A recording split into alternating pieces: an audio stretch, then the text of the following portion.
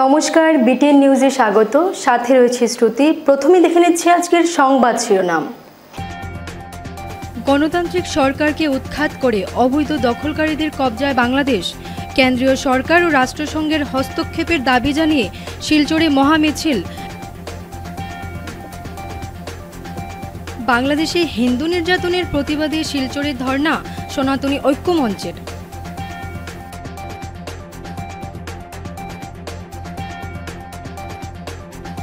বাংলাদেশে হিন্দু নির্যাতনের প্রতিবাদে ঝড় শ্রীভূমি কংগ্রেসের।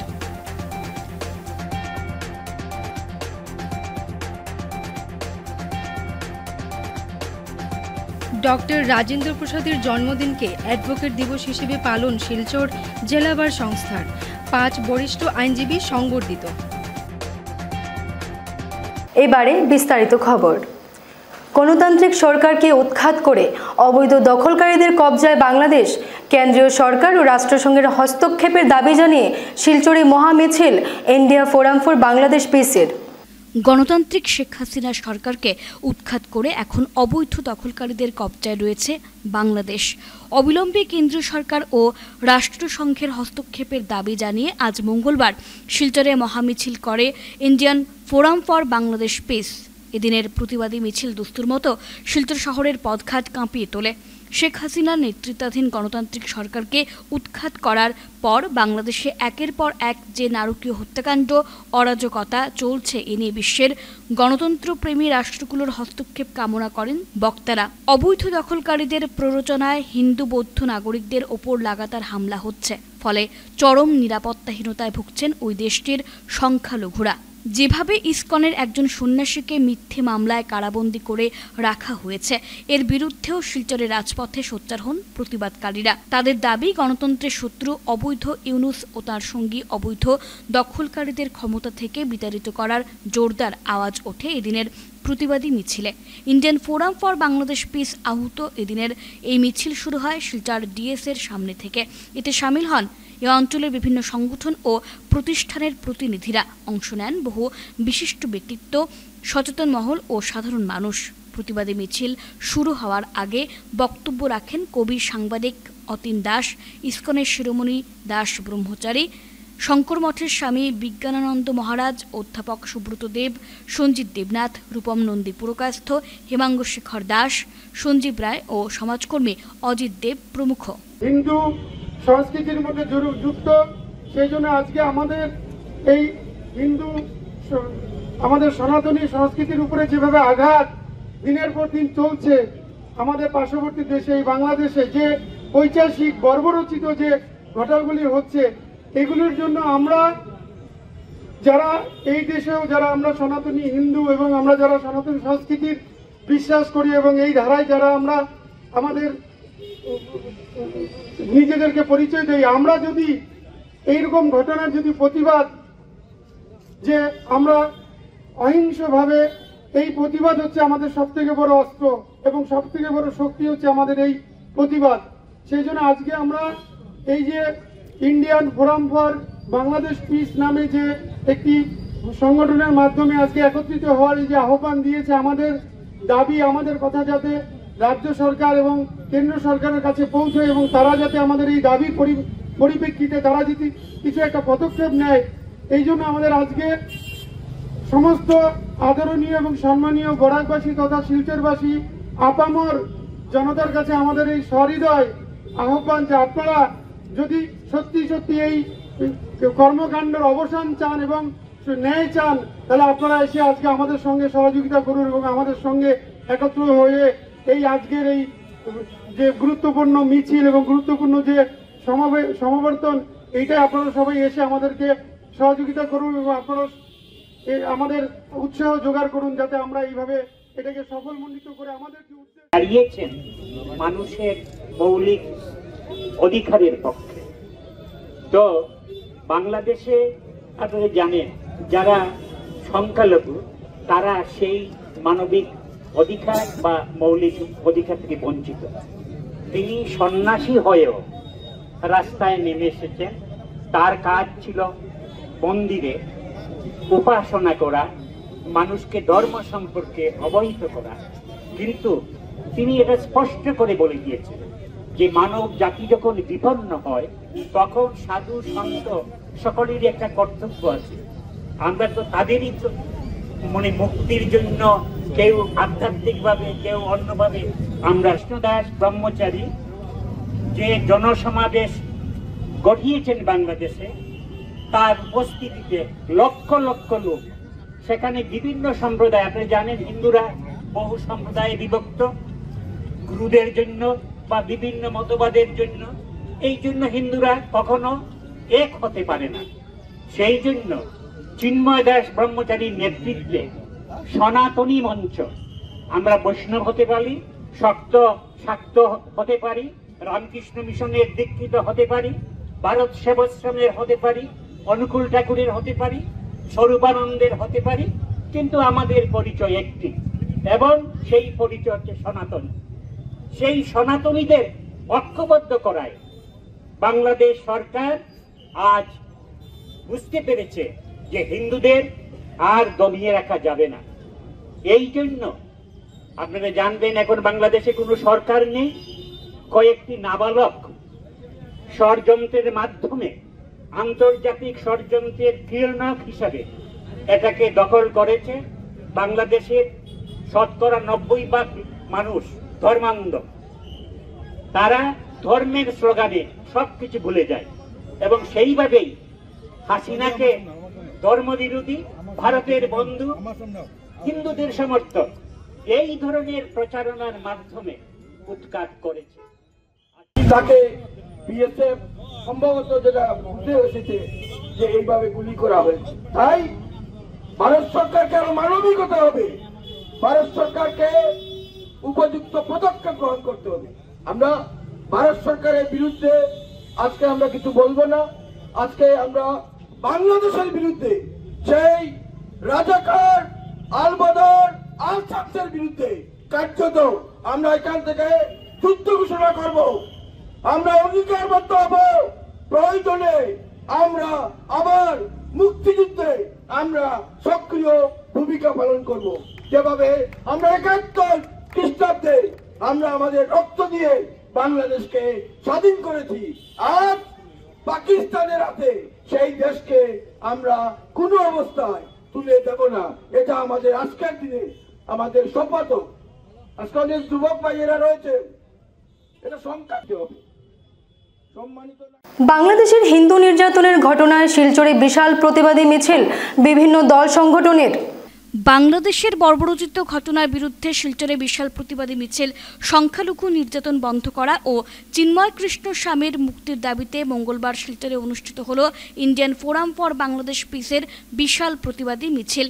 এদিন ফোরামের ব্যানারে প্রায় 5 শতাধিক মানুষ বাংলাদেশের চলমান ঘটনা প্রবাহের বিরুদ্ধে রাস্তায় পায়ে পা মেলান।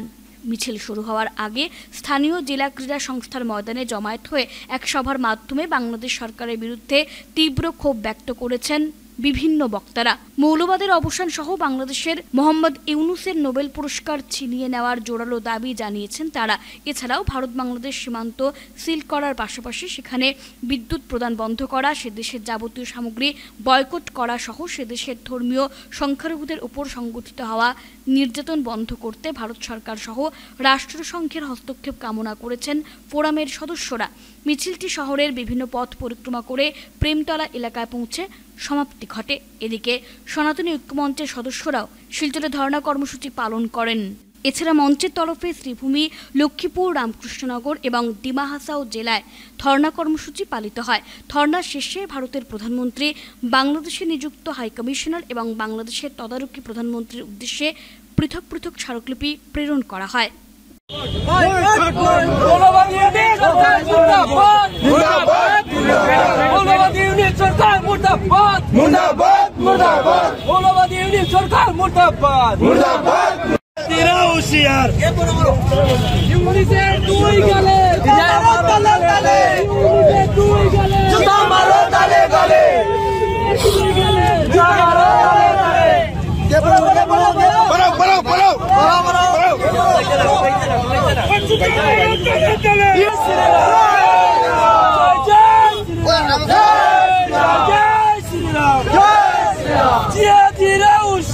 হুঁশিয়ার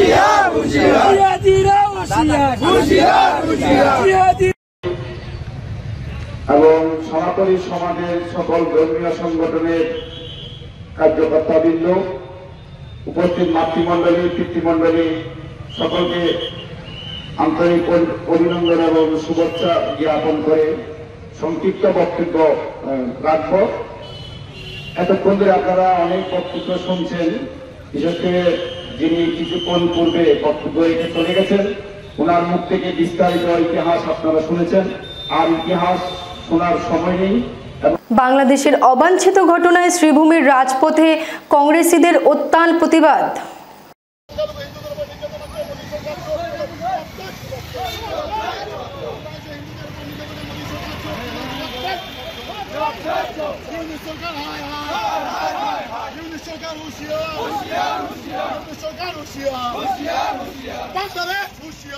এবার শ্রীভূমির রাজপথ কাঁপল কংগ্রেসীদের উত্তাল প্রতিবাদে।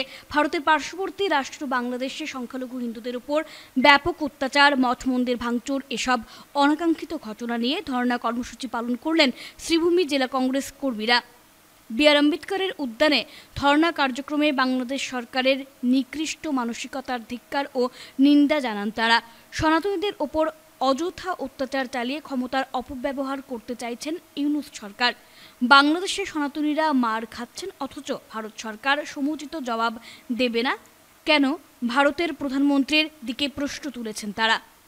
ধর্ণা কার্যক্রম শেষ হওয়ার পর র্যালি করে ইন্দিরা ভবনে এসে বাংলাদেশ সরকারের উপদেষ্টা মোহাম্মদ ইউনূস তথা ভারতের বিদেশমন্ত্রী এস জয়শঙ্করের কুশপুত্তলিকা পৃথক পৃথকভাবে দাহ করেন জেলা কংগ্রেসের পদাধিকারীরা।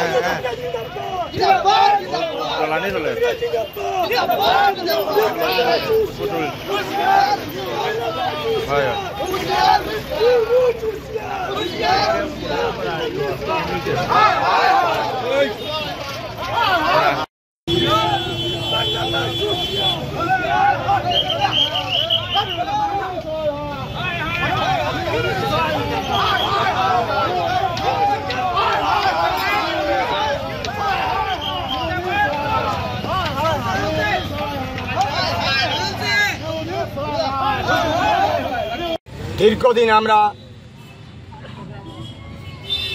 বাংলাদেশের পরিস্থিতি আমরা পর্যালোচনা করেছি, আমরা দেখেছি। ইতিমধ্যে আমরা সাংবাদিক সম্মেলনের মাধ্যমে করিমগঞ্জ জেলা কংগ্রেস কার্যালয়ে বাংলাদেশের পরিস্থিতি নিয়ে আমরা উদ্বেগ ব্যক্ত করেছি এবং সাংবাদিক সম্মেলনের মাধ্যমে আমরা নিন্দা জানিয়েছি মোহাম্মদ ইউনূস সরকারকে এবং একই সঙ্গে ভারত সরকারের ব্যর্থতাকে। আমরা মনে করি যে আজকে 1971 ইংরেজিকে যে বাংলাদেশের সৃষ্টি করা হয়েছিল, সেই বাংলাদেশ সৃষ্টি করার মূল যে কারিগর ছিলেন তিনি ছিলেন প্রয়াত প্রধানমন্ত্রী শ্রীমতী ইন্দিরা গান্ধী। এবং শ্রীমতী ইন্দিরা গান্ধীর সঙ্গে আজকে আমাদের করিমগঞ্জের কুশিয়ারা নদীর তীরে যে স্ট্যাচু রয়েছে, যে স্ট্যাচুতে আমরা 26 জানুয়ারি এবং 15ই আগস্ট আমরা মাল্যার্পণ করে থাকি, চমনলাল, মেজর চমনলাল, যিনি যাকে হত্যা করা হয়েছিল জকিগঞ্জে এবং পাকিস্তানি সৈন্যরা তাকে হত্যা করেছিল। এই আমাদের সৈনিকরা আত্মত্যাগ করে বাংলাদেশের সৃষ্টি করেছিল। আজকের যে বাংলাদেশের পরিস্থিতি, সেই পরিস্থিতি কেন হচ্ছে আমি প্রশ্ন করতে চাই আজকে মোহাম্মদ ইউনূসকে, এবং একই সঙ্গে প্রশ্ন করতে চাই ভারতবর্ষের বিদেশ মন্ত্রী এস জয়শঙ্কর, যিনি সম্পূর্ণভাবে ব্যর্থ হয়েছেন কূটনৈতিক প্রয়াসে বাংলাদেশের এই জঘন্য পরিস্থিতিকে সামাল দিতে ব্যর্থ হয়েছেন। ভারতবর্ষের প্রধানমন্ত্রী ব্যর্থ হয়েছেন। কেন তারা ব্যর্থ হয়েছেন এর জবাব আজকের এই অবস্থান ধর্মঘটের মাধ্যমে কংগ্রেসের তরফ থেকে আমরা দাবি করছি। এবং অবিলম্বে ইতিমধ্যে আমার সাংসদ কেরালা থেকে যিনি নির্বাচিত হয়েছেন প্রিয়াঙ্কা গান্ধীজি শপথ যেদিন নিয়েছেন সেই দিন ফ্লোর অফ দ্য হাউসে তিনি বলেছেন যে প্রধানমন্ত্রী আপনি অবিলম্বে বাংলাদেশ ঘটনা নিয়ে আপনি নজর দিন এবং সেটা টেক আপ করুন, বাংলাদেশের পরিস্থিতি ভয়াবহ। কিন্তু আজকে পর্যন্ত ফ্লোর অফ দ্য হাউসে সরকারের পক্ষ থেকে, প্রধানমন্ত্রীর পক্ষ থেকে, বিদেশ মন্ত্রীর পক্ষ থেকে কোনো ধরনের কোনো স্টেটমেন্ট এখন পর্যন্ত আসেনি। পার্লামেন্ট কিন্তু চলছে। আজকে এই পরিস্থিতি কেন? আজকে প্রধানমন্ত্রী মৌন কেন? আজকে এস জয়শঙ্কর মৌন? এখানে কংগ্রেস থেকে প্রত্যাবর্তন করে একজন বিধায়ক কিছুদিন আগে যিনি গিয়েছেন ভারতীয় জনতা পার্টিতে, এখন পর্যন্ত মেম্বারশিপ নেননি। মেম্বারশিপ নেওয়ার ক্ষমতা হয়নি তার, কারণ মেম্বারশিপ নিলে তার বিধায়ক পদ থাকবে না। যদি ক্ষমতা আছে, দম আছে, দম আছে। আজকের এই সাংবাদিক সম্মেলনে আমি দাবি করছি, উনার যদি দম আছে, let him resign by today. আজকে উনি রিজাইন করুন এবং নির্বাচনে প্রতিদ্বন্দ্বিতা করুন।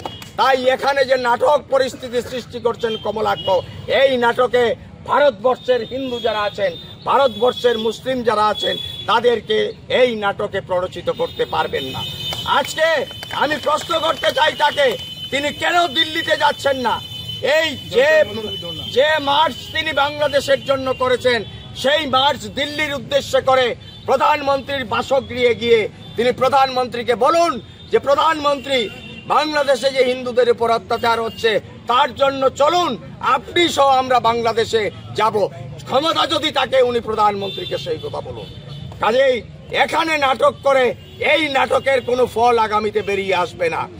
এই কথাগুলো বলে এবং আমরা আজকের এই অবস্থানের মাধ্যমে এটা একটা সংকেত দিলাম, ইঙ্গিত দিলাম ভারত সরকারকে, অবিলম্বে যদি এই পরিস্থিতি যদি স্বাভাবিক না হয়, কংগ্রেস সমগ্র আসাম রাজ্যে যে আন্দোলনের সূচনা করবে সেই আন্দোলনকে দমিয়ে রাখার ক্ষমতা না রাজ্য সরকারের থাকবে, না কেন্দ্রীয় সরকারের থাকবে।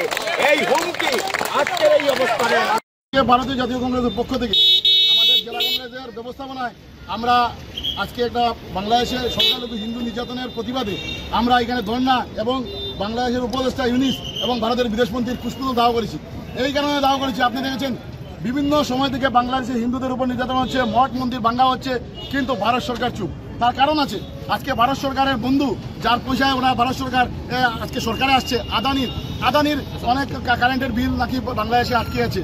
আজকে যদি বাংলাদেশের সরকারের বিপক্ষে ভারত সরকার কোনো একটা স্টেপ নেয় তাহলে হয়তো আদানির বিল পাবে না, আদানি ক্ষতি হতে পারে। তাই আজকে ভারত সরকার চুপ। যিনি নিজেকে বিশ্বগুরু বলেন, যিনি বিশ্বগুরু তোমাকা করছেন, আজকে উনি বলছেন যে এটা বাংলাদেশের অভ্যন্তরীণ বিষয়। আমরা পেপার সব পত্রপত্রিকা দেখতে পাচ্ছি। আর অভ্যন্তরীণ বিষয় কি হবে? আমাদের জাতীয় পতাকে পাড়িয়ে ওরা যাচ্ছে, পায়ের নিচে দিয়ে যাচ্ছে, আমাদের বুক জ্বলছে। আজকে বাংলাদেশের এইসব কাণ্ড কারখানা থেকে আজকে আমাদের প্রধানমন্ত্রী, আমাদের দলের বিদেশমন্ত্রী চুপ হয়ে বসে আছেন। আমি তীব্র নিন্দা এবং ধিক্কার জানাই। এটা বাংলাদেশের অভ্যন্তরীণ ম্যাটার না, এটা আমাদের ম্যাটার। আমাদের জাতীয় পতাকা, আমাদের মান সম্মান, আমাদের ন্যাশনাল ফ্ল্যাগ, আমরা হিন্দু মুসলিম সব মিলে আজকে বাংলাদেশের উপদেষ্টা ইউনিস, মোহাম্মদ ইউনিস এবং ভারতের বিদেশমন্ত্রী জয়শঙ্করের পুষ্পতুল আমরা দাহ করেছি। এবং আগামী দিনে যদি ভারত সরকার কোন ধরনের পদক্ষেপ না নেয় তাহলে আমাদের কংগ্রেস সমগ্র আসামব্যাপী এবং সমগ্র দেশব্যাপী বৃহত্তর আন্দোলন করে তুলবে। ডক্টর রাজেন্দ্র প্রসাদের জন্মদিনকে অ্যাডভোকেট দিবস হিসেবে পালন শিলচর জেলা বার সংস্থার 5 বরিষ্ঠ আইনজীবী সংবর্ধিত।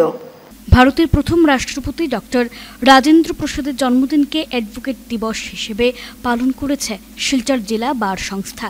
এদিন প্রদীপ প্রজ্বলনের মাধ্যমে অনুষ্ঠানের শুভারম্ভ হয়। প্রথমে বক্তব্য রাখেন জেলা বার অ্যাসোসিয়েশনের সম্পাদক নীলাদ্রি রায়। মুখ্য অতিথি হিসেবে উপস্থিত ছিলেন জেলা দায়রা জজ বিপ্রজিৎ রায়। এদিনের অনুষ্ঠানে বরিষ্ঠ আইনজীবী ইমাদউদ্দিন বুলবুল, দেবাশিস সোম, দেবাশিস সেনগুপ্ত, ইয়াসিন আলী বরভূয়া ও বিথিকা আচার্যকে সংবর্ধনা প্রদান করা হয়। অনুষ্ঠানে বক্তব্য রাখেন আইনজীবী নিহারেন্দ্র নারায়ণ ঠাকুর, আইনজীবী প্রসেনজিৎ দেব, জেলা বার অ্যাসোসিয়েশনের সভাপতি আইনজীবী দুলাল মিত্র প্রমুখ। When I applied for Sonag, this is the receipt I got from Bar Council 40 years back. And it was only 250 rupees fees. And this is my application form. And this is the envelope by which the sonad was posted to my residential address. And this is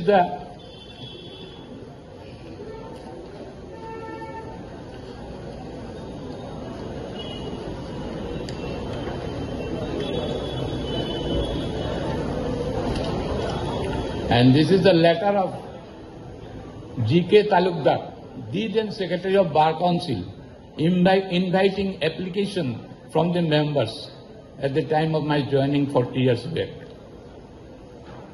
So every document matters, and that document matters we can very well understand during NRC, when it was taken in Assam, how a old document helps everyone. So in this long journey of profession, I have dealt many things, I have dealt many cases. সবাই আমাকে ভয় পায় ভগবানের আশীর্বাদ এরকম করে করে করে আমি আজ অবধি আছি। আমি এইটা হয়তো বলাই যায় না, আমি ডিসির অফিসের যে sexual harassment to working women যে ফার্স্ট যে বডি ছিল সেটার আমি একটা মেম্বার ছিলাম। ডিসি সাহেব বসতে পারতেন না হিয়ারিংয়ের সময়, আমাকে চার্জ দিয়েছেন এবং আমার হাতের লেখা জাজমেন্ট পানিশমেন্ট হয়েছিল। I think this is the first case ever in Assam এই আইনে যে একজন dismiss from the same day যেদিন জাজমেন্ট লিখেছে সেদিন ডিসিকে ফর রিকমেন্ডেশন পাঠিয়ে দিয়েছে ডিসমিস ফ্রম সার্ভিস হয়েছে। এটা আমারই লেখা জাজমেন্ট। অনেক তারপরে এই এত কাজের মধ্যে এখানে অ্যাওয়ারনেস প্রোগ্রাম আইনের বিষয় বলতে হবে আমি গেছি ওখানে অ্যাওয়ারনেস প্রোগ্রাম আইনের বিষয় আমাকে শিবপুর ইঞ্জিনিয়ারিং কলেজ থেকে ইঞ্জিনিয়ারিং কলেজ না এখন ইউনিভার্সিটি তখন আর 2-3 বছর আগে আমাকে ডাকা হয়েছে আইনের বিষয়ে বক্তৃতা রাখার জন্য।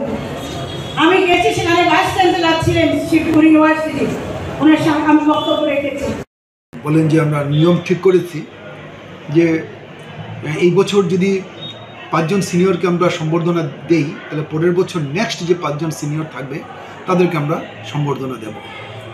তো এই বছর আমরা সম্বর্ধনা দিয়েছি ইয়াসিন আলী বরভুইয়া, ইমাদুদ্দিন বুলবুল, বিতিকা আচার্যী, দেবাশিস সোম, দেবাশিস সেনগুপ্ত, এই 5 জনকে আমরা সম্বর্ধনা দিয়েছি। আজকের এই দিনটি রাজেন্দ্র প্রসাদের 140তম জন্মদিবস।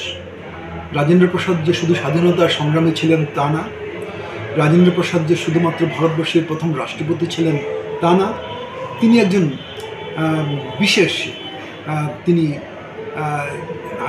আইনজীবী ছিলেন এবং আইনজীবী হিসেবে ওনার যথেষ্ট সুনাম ছিল। বলা যায় আইনজীবী হিসেবে তিনি দিশারি ছিলেন। সেজন্য ওনার জন্মদিনটাকেই ভারতবর্ষে অ্যাডভোকেটস ডে হিসাবে, আইনজীবী দিবস হিসাবে উদযাপন করা হয়। তো শিলচরে আমরা এই 5 জনকে আমরা সম্বর্ধনা দিয়েছি। আমাদের আজকের অনুষ্ঠানে আমাদের জেলা জাজ উনি এসেছিলেন এবং অন্যান্য যারা ম্যাজিস্ট্রেট জাজ যারা আছেন তারাও আজকের এই অনুষ্ঠানে তারা এসেছিলেন। এবং আজকে আমরা 2টা বিষয়ের উপর আমাদের নির্দিষ্ট 2 জন বক্তা ছিলেন। একজন হলো গিয়ে আমাদের যে বর্তমানে যে আইনগুলো যেগুলো হয়েছে নতুন, একটা হলো যে ভারতীয় সাক্ষ্য অধিনিয়ম, যেটা আগে এভিডেন্স অ্যাক্ট আমরা বলতাম, এটা বর্তমানে এটাকে একটু আপডেট করে এটাকে ভারতীয় সাক্ষ্য অধিনিয়ম বলে আইনটা হয়েছে 2023-এ। এটার উপরে বক্তব্য রেখেছেন আমাদের নির্দিষ্ট বক্তা ছিলেন প্রসেনজিৎ দেব, তিনি গভর্নমেন্ট লিডারও বটে।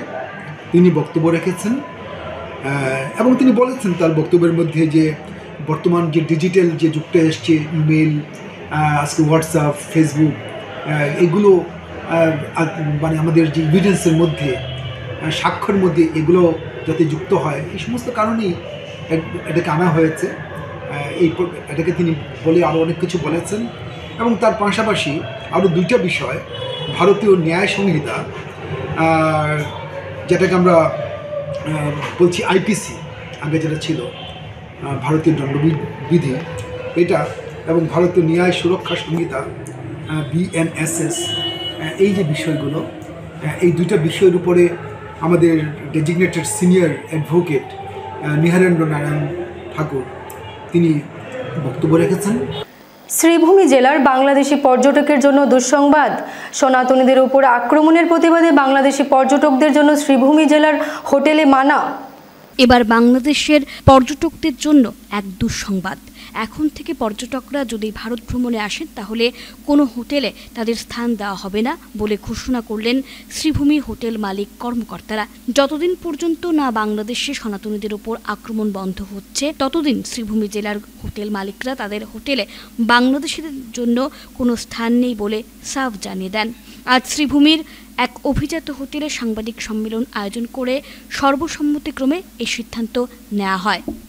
আমরা শ্রীভূমি জেলার হোটেল ওনার অ্যাসোসিয়েশনের তরফ থেকে আমরা সবাই মিলিতভাবে যুক্তি পরামর্শ করে একটা সিদ্ধান্ত নিয়েছি, যেটা আজকে সবাইকে যথার্থ করার জন্য আপনাদেরকে আমরা ডেকেছি। যে বর্তমান যে বাংলাদেশের যে পরিস্থিতি দেখা দিয়েছে, সেই পরিস্থিতি দেখে আমাদের যেহেতু প্রতিবেশী দেশ, শত্রুতা তো অবশ্যই নেই, কিন্তু যে পরিস্থিতিগুলো দেখা দিয়েছে এই পরিস্থিতিতে আমরা অত্যন্ত বেদনা পেয়েছি এবং সেই বেদনা থেকে আমরা একটা ডিসিশন নিয়েছি যে আমরা বাংলাদেশ থেকে আসা কোনো পর্যটককে আপাতত আমরা কোনো রুম ভাড়াতে দিব না এবং যত সময় পরিস্থিতি পরিবর্তন হয়ে সঠিক দিকে যায় না তত সময় পর্যন্ত আমরা এই ডিসিশনটা অব্যাহত থাকবে। আর আমরা আশা করছি যে ভারত সরকার, বাংলাদেশ সরকার সবাই মিলেই সুন্দর যেন ডিসিশন নেয় এবং যে বর্তমান যে পরিস্থিতিটা আছে, যেটা বিশৃঙ্খলার দিকেই এগিয়ে যাচ্ছে, সেটা যেন নিয়ন্ত্রণে আনার চেষ্টা করে এবং আশা করি যে নিয়ন্ত্রণে আসবে এবং ভালো হবে। দুজনে আমাদের দুই দেশের মধ্যে সম্পর্ক আমরা কোনোভাবেই খারাপ করতে চাই না, কিন্তু যেভাবে ভারতকে হেয় দেখানোর জন্য বা এরকম কিছু পদক্ষেপ বাংলাদেশ নিচ্ছে, তো এইগুলো থেকে আমরা দেশের ফ্ল্যাগের উপরে পায়ে রেখে চলছে, এইসব থেকে আমাদের তো এটা জানানোর জন্য আমরা এই ডিসিশনটা নিয়েছি, যেটা আমাদের আপাতত চলবে যদি যত সময় না পরিস্থিতি নিয়ন্ত্রণে আসে। দুর্নীতির অভিযোগ উঠল কাছাড় জেলার গোবিন্দপুর প্রথম খণ্ডের নন্দপুর জলপ্রকল্প কমিটির বিরুদ্ধে। ক্ষোভ স্থানীয়দের। জনস্বাস্থ্য কারিগরি বিভাগ লক্ষ্মীপুর ডিভিশনের অন্তর্গত গোবিন্দপুর প্রথম খণ্ডের নন্দপুর জল প্রকল্প কমিটির দুর্নীতি নিয়ে এবার সরব হলেন এলাকার জনগণ। স্থানীয়দের অভিযোগ, জল প্রকল্পের পুরনো কমিটির সভাপতি আব্দুল মতিন লস্কর ও সম্পাদক ফজিরউদ্দিন লস্করের নেতৃত্বে দীর্ঘ বছর প্রকল্পটি সুন্দর ও সুষ্ঠুভাবে পরিচালনা করা হচ্ছিল। তাদের নেতৃত্বে প্রত্যেকের ঘরে ঘরে নতুন কানেকশন দেওয়া হয় এবং বিনিময়ে 15 থেকে 1600 করে চাঁদা আদায় করা হয়েছে। পরবর্তীতে সড়কের কাজ চলাকালীন সময়ে সেগুলো মেরামত করার নামেও অনেক অর্থ সংগ্রহ করেন সভাপতি ও সম্পাদক। অন্যদিকে জল জীবন মিশন প্রকল্পের নামেও সরকারি তরফে প্রায় 1 কোটি টাকা বরাদ্দ করা হয়েছে, কিন্তু সরকারি অর্থের ন্যূনতম অংশ ব্যয় করে বাকি অর্থ আত্মসাৎ করার অভিযোগে স্থানীয়রা চরম ক্ষোভ ব্যক্ত করেছেন। গতকাল দুর্নীতির অভিযোগ এনে নন্দপুর গ্রামের এক সভার আয়োজন করেন স্থানীয়রা। তারা জানান, সভায় পুরনো কমিটি ভেঙে নতুন কমিটি গঠন করা হয়। নতুন কমিটিতে সভাপতি পদে এনামুল ইসলাম লস্করকে সভাপতি ও জহিরুল ইসলাম লস্করকে সাধারণ সম্পাদক পদে মনোনীত করা হয়। সভায় নবগঠিত কমিটির সভাপতি এনামুল হক লস্কর অনুপস্থিত থাকায় তাঁর ভূমিকা নিয়েও এদিন সন্দেহ প্রকাশ করেছেন অনেকেই। 33,000 টাকা আমরা ঋণ দিয়া পুন্না কমিটির কাছ থেকে নয়া কমিটি শুনছি। আমরা ওই যে এনামুল ইসলাম যে তানে লইয়া বেজান আমরা মিটিং বলছি, বুয়ার বাদে আমরা যে পুন্না কমিটির যে রেগুলেশন যে বুঝেন বা তারা যে কাগজগুলা যেগুলো আমরা দিতাম নতুন কমিটিতে দেওয়ার বাদে আমরা অভিযোগ দিতাম, এপ্রুভেল করতাম। এই কাগজটা লইয়া 8 মাস থেকে 9 মাস থেকে আমরা খালি ঘুরাইছিলাম। কিন্তু আমরা যে নয়া কমিটি যেখানে বনিছি যে আমরা কোনো আজ পর্যন্ত কোনো কাগজ পুন্না কমিটি আজ পর্যন্ত আমরা দিছে না। আমরা টাইমে পানি পাইছি না, 2 দিনে 3 দিনে আমরা পানি পাইছি। 1 কোটি টাকা না 100 টাকার খাম আইছি, খাম আইতে সময় বন্ধ আসলো। বন্ধ হওয়ার বাদে তোমার খাম করার বাদে সারার বাদে দেখা গেল গিয়ারি আইনি তারা ঠিক মতো চালাইতে না। ও গিয়ারে লাস্টে আমরা মাতার পরে আমরা রিপেয়ারিং করলাম, এটা পুন্না কমিটি কমাইছি। কাজটা এটা তো সুবিধা হয়েছে না। তোমার এটা মনে করলাও যে রাস্তা মাঝে তোমার কাজ করছেন যে মনে করলাও 5 হাত নিয়ে লইতো, তারা 1 হাত মিলের উপরে পাইপ গাড়িছেন। এখনো বর্তমানে বহুত জায়গায় পাইপ বাওয়াইল আছে। এটা তো মনে করলে 40 লাখ টাকার কাজ হইতো না, টাকা তো তারা কোনো হিসাবও দিচ্ছেন না।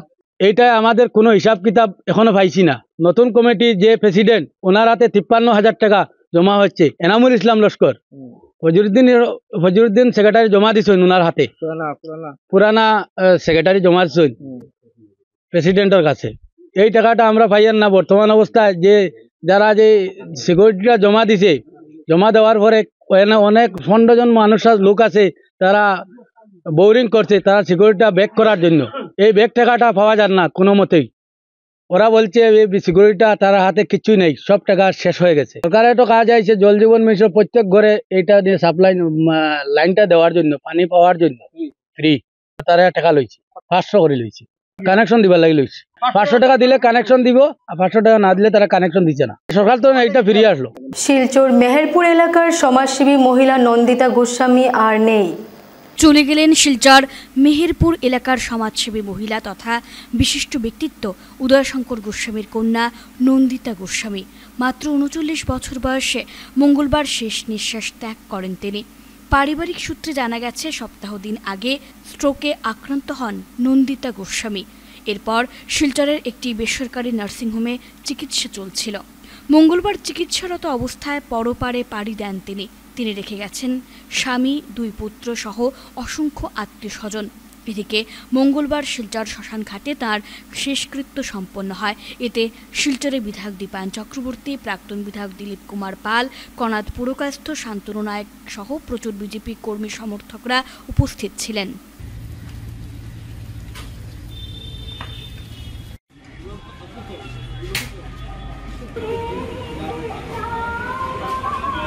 যখনই কোনো কাজের জন্য আমরা যেতাম, ও সবচেয়ে আগে বলতো যে দাদা এই কাজটা এইভাবে করলে, মানে আমাকে সবসময় মানে পথ দেখিয়ে দিত।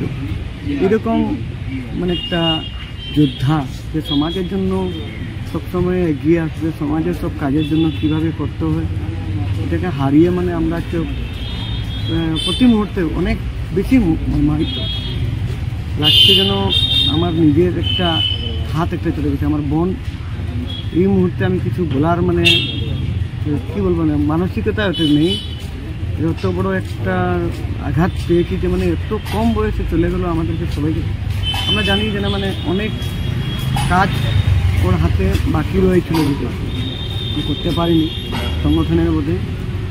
আমরা চেষ্টা করব ওর যা ইচ্ছা আছে ছিল সংগঠনকে কীভাবে আগে নিয়ে যেতে হবে সেই ব্যবস্থা আমরা ওর ইচ্ছা আমরা চেষ্টা করবো করে দিতে। আপনার বয়স কত ছিল? বয়স 39 ছিল। 1985-এর 5 নভেম্বর ওর জন্ম হয়েছিল। হঠাৎ করে চলে 10 দিন আগে 22 তারিখে স্ট্রোক হয়েছিল, ব্রেন স্ট্রোক। তারপরে আমাদের এই হসপিটালে ছিল, এখানে অপারেশন হয়েছিল, কিন্তু ডাক্তার ওকে বাঁচাতে পারেনি। দুইটা ছোটো ছোটো বাচ্চা আছে, একটা বাচ্চা ক্লাস 4-এ পড়ে আর একটা ক্লাস 1-এ। অনেক সংসারের সবটা কীরকম মানে অবস্থায় গেছে, মানে এই ঘটনাটা আমরা অনুভব করতে পারি, কিন্তু প্রকাশ করা NFI-WF-WI শিলচর ডিভিশনাল ইউনিটের পক্ষ থেকে নিবেদিতা নারী সংস্থাকে ফ্যান ও ফলমূল প্রদান। NFI-WF-WI শিলচর ডিভিশনাল ইউনিটের পক্ষ থেকে আজ মঙ্গলবার শিলচর নিবেদিতা নারী সংস্থাকে ফ্যান ও ফলমূল প্রদান করা হয়। National foundation of insurance field workers of ইন্ডিয়ার শিলচর ডিভিশনাল ইউনিটের পক্ষ থেকে সর্বভারতীয় অনুষ্ঠানের অঙ্গ হিসেবে আজকের এই অনুষ্ঠান আয়োজিত হয়। সংস্থার প্রতিষ্ঠাতা সদস্য SW কালভিটের জন্ম শতবর্ষ উদযাপনের অঙ্গ হিসেবে এদিনের এই কর্মসূচি পালন করা হয়। এদিন সংস্থার পক্ষ থেকে নিবেদিতা নারী সংস্থার কার্যালয়ে সংস্থার কর্মকর্তারা উপস্থিত হয়ে 8টি ফ্যান ও কিছু ফলমূল নিবেদিতা নারী সংস্থা কর্তৃপক্ষের হাতে সমঝে দেন। রাজশ্রী ব্রহ্মচারী, রাজেশ মহাজন, ধীরাজ বর্মন সহ অন্যান্যরা উপস্থিত ছিলেন NFI-WF-WI শিলচর ডিভিশনাল ইউনিটের পক্ষ থেকে। কাবুগঞ্জ 16 নম্বর গ্রামের প্রবীণ ব্যক্তিত্ব কৃষ্ণমোহন দাস প্রয়াত। কাবুগঞ্জ সংলগ্ন 16 নম্বর গ্রামের প্রবীণ ব্যক্তিত্ব তথা ধলাই উপনির্বাচনের নির্দল প্রার্থী অমলেন্দু দাসের পিতা কৃষ্ণমোহন দাস প্রয়াত। মঙ্গলবার সকাল 9:25 কাবুগঞ্জ সংলগ্ন 16 নম্বর গ্রামের নিজ বাড়ি থেকে ইহলোকের মায়া ত্যাগ করে পরলোকে গমন করেন তিনি। মৃত্যুকালে তাঁর বয়স হয়েছিল 80 বছর। তিনি অত্যন্ত নিষ্ঠার সাথে শিক্ষকতা করে অবসর গ্রহণ করেছিলেন। তার পুত্র কমলেশ দাস বর্তমানে শিলচর রাধামাধব কলেজের লাইব্রেরিতে কর্মরত। কৃষ্ণমোহন দাস মৃত্যুকালে রেখে গেছেন স্ত্রী সহ 3 পুত্র, 2 কন্যা, পুত্রবধূ, নাতি নাতনি সহ অসংখ্য গুণমুগ্ধদের। তার মৃত্যুতে গভীর শোক প্রকাশ করেছেন বিশ্ব হিন্দু পরিষদ ও বজরং সহ সংঘ পরিবারের কার্যকর্তারা। শেষ করার আগে সংবাদ শিরোনাম আরও একবার। গণতান্ত্রিক সরকারকে উৎখাত করে অবৈধ দখলকারীদের কবজায় বাংলাদেশ, কেন্দ্রীয় সরকার ও রাষ্ট্রসংঘের হস্তক্ষেপের দাবি জানিয়ে শিলচরে মহামিছিল। বাংলাদেশে হিন্দু নির্যাতনের প্রতিবাদে শিলচরে ধর্ণা সনাতনী ঐক্য মঞ্চের।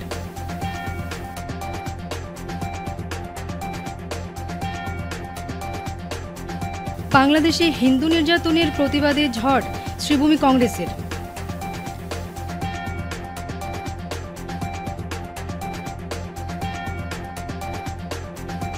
ডক্টর রাজেন্দ্র প্রসাদের জন্মদিনকে অ্যাডভোকেট দিবস হিসেবে পালন শিলচর জেলা বার সংস্থার। 5 বরিষ্ঠ আইনজীবী সংবর্ধিত। এখনকার মতন বিটিএন নিউজ এই পর্যন্তই। ধন্যবাদ।